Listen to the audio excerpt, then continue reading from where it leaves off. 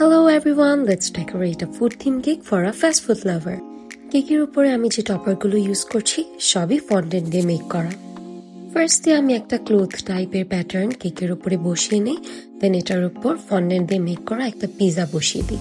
এগুলো ছাড়াও কেকের উপরে আরো বসেছে ফন্ডেন্টের french fry topper, burger topper. বার্গারের প্যাটিটা আমি কেক দিয়েই করেছি।